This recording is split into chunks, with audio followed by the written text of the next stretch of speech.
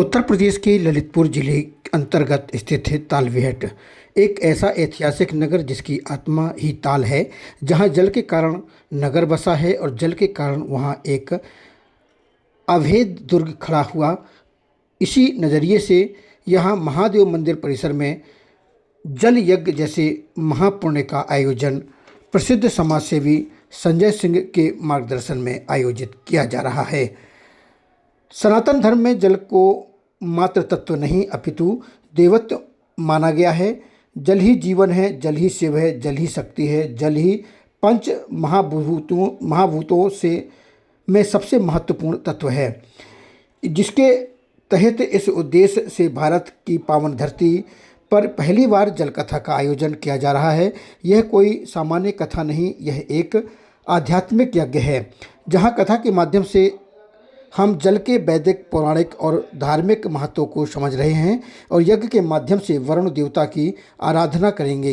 यह कथा धर्म और जल के संगम की कथा है। कथा में व्यासपीठ पर विराजमान पूज्य साध्वी सरिता गिरि जी, जो कि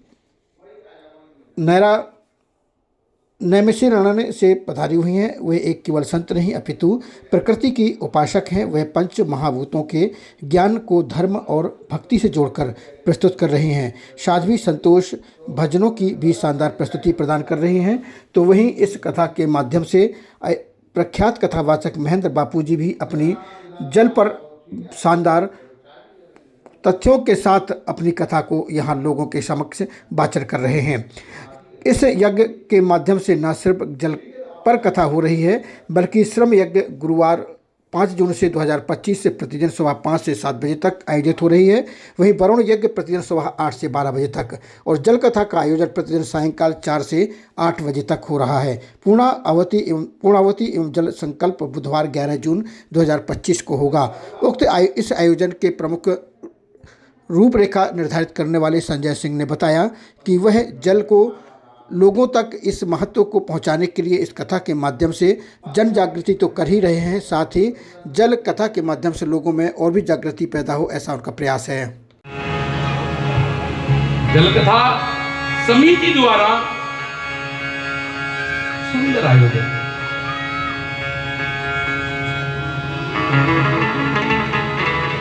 कलावती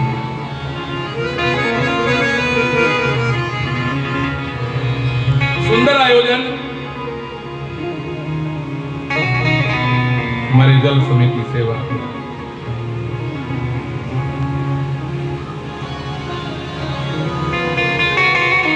विश्व में पहली बार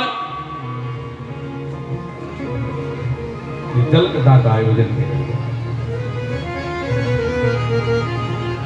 शास्त्रों में बताया गया है पंच तत्वों में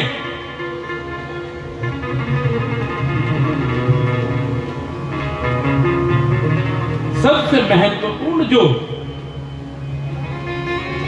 तत्व बताया गया वो जल है। भगवान ने जब ये सृष्टि बनाई ना, तो पहले जल बनाया, अग्नि, हवा, आकाश।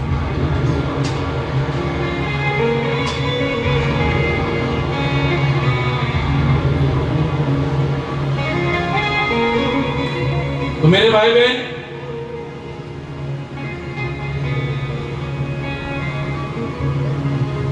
ये शरीर, ये मानव शरीर जो भगवान ने इस शरीर को बनाया है ना,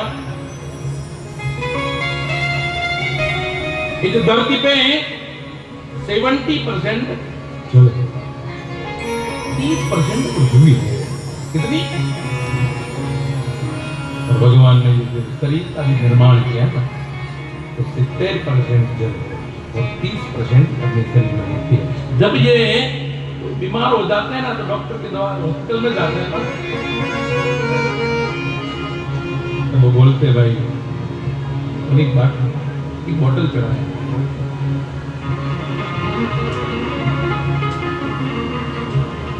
तो मेरे भाई बहन,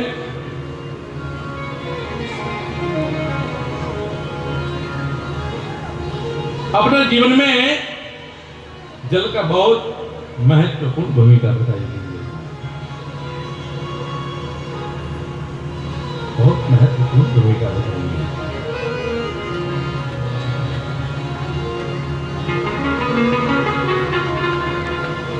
आज निरंजला एकादशी है और हमारे दीदी ने निरंजला एकादशी के बारे में बताया हुआ।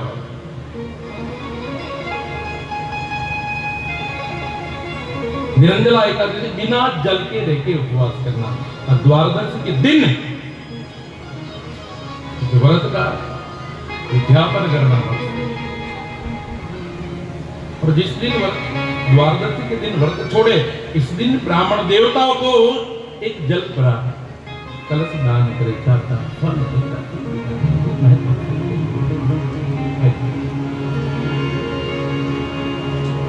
कीर्तन लेने के बाद में कथा में प्रवेश करते हैं।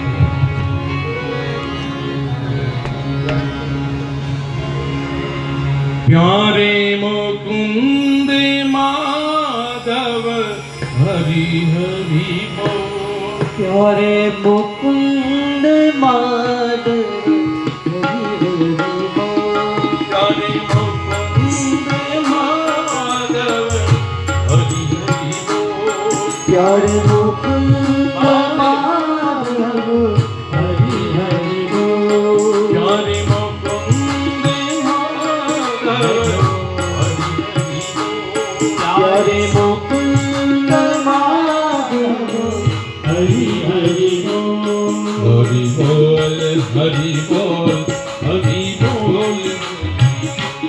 हरि बोल हरि बोल हरि बोल हरि बोल। हरि बोल हरि बोल हरि बोल हरि बोल हरि बोल हरि बोल। हरि बोल हरि बोल हरि बोल। प्यारे मुकुंद माधव हरि हरि बोल। प्यारे मुकुंद माधव हरि हरि बोल। प्यारे मुकुंद माधव हरि हरि बोल। प्यारे मुकुंद माधव हरि हरि बोल। हरि बोल हरि बोल हरि बोल। आवाज नहीं आ रही है। आज सालपेट की धरती पर जल कथा होने जा रही है।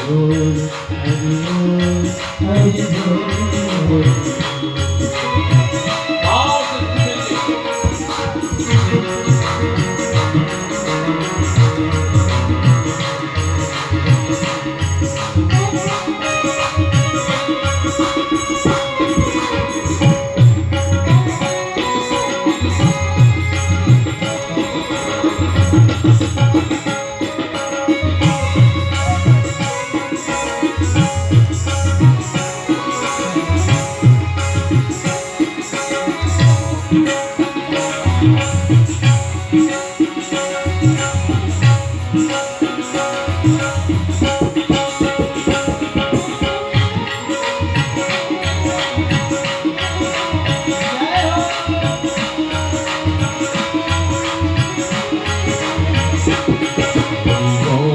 हरि बोल हरि बोल। हरि बोल हरि बोल हरि बोल हरि बोल। हरि बोल हरि बोल हरि बोल। हरि बोल हरि बोल हरि बोल हरि बोल। प्यारे मुकुंद माधव हरि हरि बोल। प्यारे मुकुंद माधव हरि बोल। प्यारे मुकुंद माधव हरि हरि बोल। प्यारे मुकुंद माधव हरि हरि बोल। हरि बोल हरि बोल हरि बोल।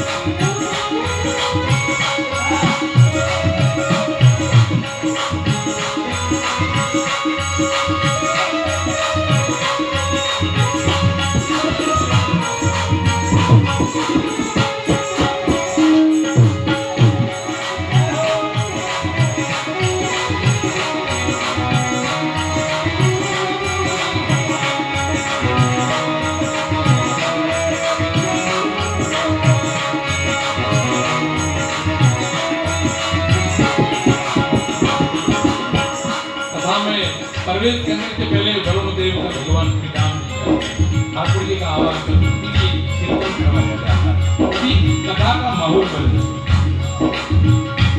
प्यारे प्यारे मीरा के स्वामी हरि हरि बोल, प्यारे मीरा के स्वामी हरि हरि बोल, प्यारे मीरा के स्वामी हरि हरि बोल, प्यारे मीरा के स्वामी हरि हरि बोल, हरि बोल हरि बोल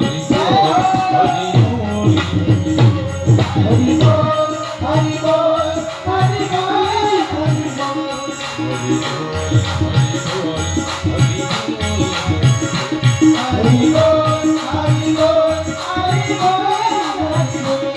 हरि मुकुंद माधव हरि बोल, प्यारे मुकुंद माधव हरि हरि बोल, प्यारे मुकुंद माधव हरि हरि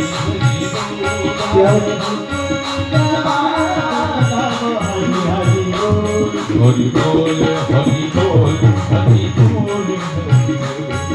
बोल हरि बोल हरि बोल हरि बोल हरि बोल हरि बोल हरि बोल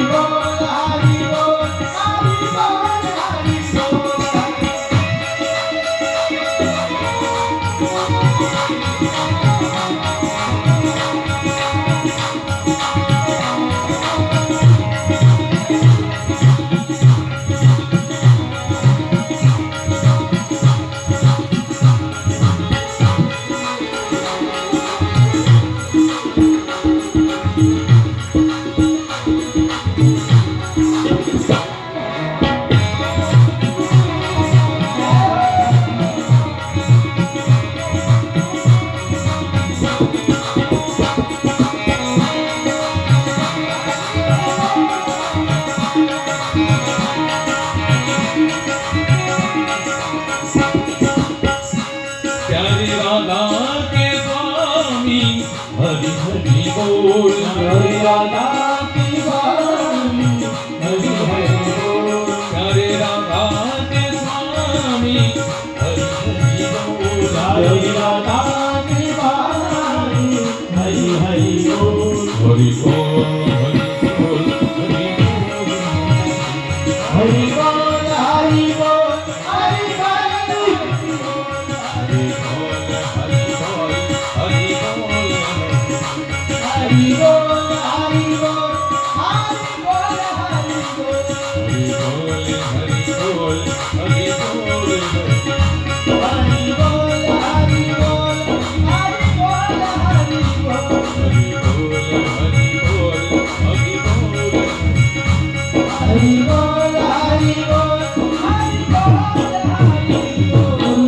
कार्यक्रम जल पर हो रहा है और मैं कथावाचक नहीं हूँ, मैं तो इतिहासकार हूँ। हमारे यहाँ दो विषय हैं, एक तो गंगा और दूसरा सरस्वती, दो शब्द है। मेरा सौभाग्य से मेरा जन्म गंगा जी के तट पर ही हुआ और मैंने गंगा जी पर नाव से रात भर यात्राएं की और मैं इस मामले में सौभाग्य हूँ तो मैं गंगा का एक अच्छा तैराक भी हूँ। लेकिन हमारी शास्त्रीय मर्यादा में गंगा जो है वो भक्ति का प्रतीक है। कहाँ से निकलती है? हिमालय से निकलती है और हिमालय को हमारे यहाँ भगवान शिव का रूप माना जाता है क्योंकि वो कर्पूर गौरव श्वेत है हिमालय और उनकी यात्रा कहाँ पूर्ण होती है? वो समुद्र में, वो श्याम है। श्याम माने नारायण है। तो इसलिए परमात्मा के पास से जा निकल करके परमात्मा तक अपनी यात्रा जो पूर्ण करती है उसको गंगा कहा गया है।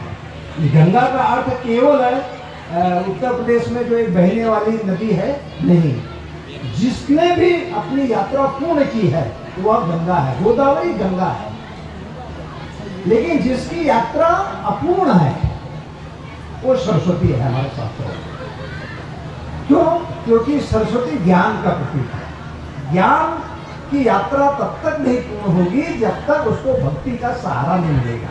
इसलिए हमारे यहाँ मान्यता है कि सरस्वती नदी जो है वो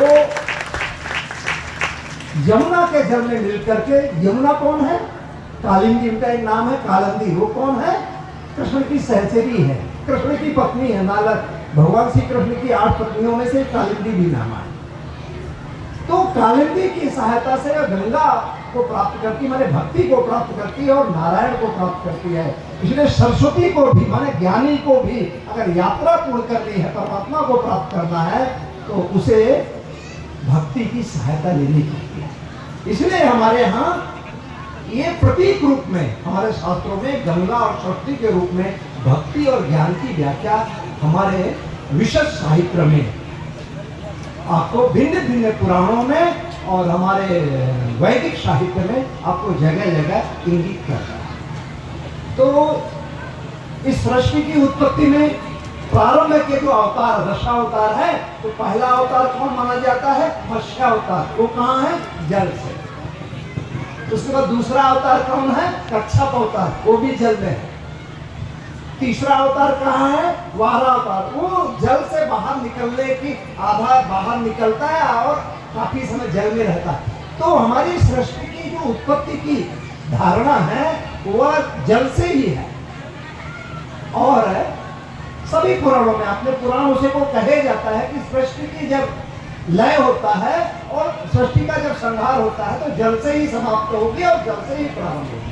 आदरणीय, जल को लेकर के वैसे तो आपने बहुत कुछ काम किया है, लेकिन एक और आपने जो काम किया है जो जल कथा को लेकर, मतलब उससे को लेकर के आपने व्यापक प्रचार प्रसार और बताने के लिए कि जल की क्या महत्वता है, एक कथा के माध्यम से जो आपने आयोजन किया है, इसको लेकर आप क्या कहेंगे? दरअसल इस समय जल की भयावहता लगातार बढ़ रही है। जलवायु परिवर्तन के प्रभावों के कारण पानी धीरे धीरे समाज से और लोगों से दूर होता जा रहा है। भारत में 21वीं सदी जल संकट की सदी है और जिसकी आहट बहुत तेज़ी से सुनाई दे रही है, और इस आहट को रोकने के लिए तमाम तरह के प्रयास हो रहे हैं। उन प्रयासों में से एक दूसरे तरह का जो प्रयास शुरू हुआ है, वो भारत में पहली बार जल कथा का आयोजन हो रहा है। इस जल कथा का आयोजन धार्मिक रूप से फिर से पानी के प्रति लोगों में आस्था बढ़ाई जाए। हाल के दिनों में पानी को लोग उपभोग की वस्तु मानने लगे, जबकि पानी उपभोग की वस्तु नहीं, आस्था की वस्तु है। जल के बारे में हम लोग बहुत अच्छे से जान लें कि जल अर्थव्यवस्था को ठीक करती है और दूसरी जो है हमारी संस्कृति के लिए।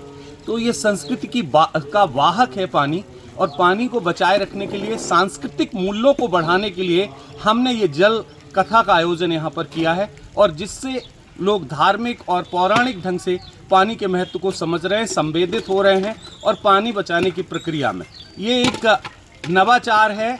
और नवाचार में सनातन का जो है वो हमने इसमें प्रयास जोड़ने की कोशिश की है। और लोग, क्योंकि भारत लंबे समय तक आस्था के साथ पानी के साथ व्यवहार करता रहा, हाल के दिनों में लालची स्वभाव ने पानी को उपभोग की वस्तु बनाया।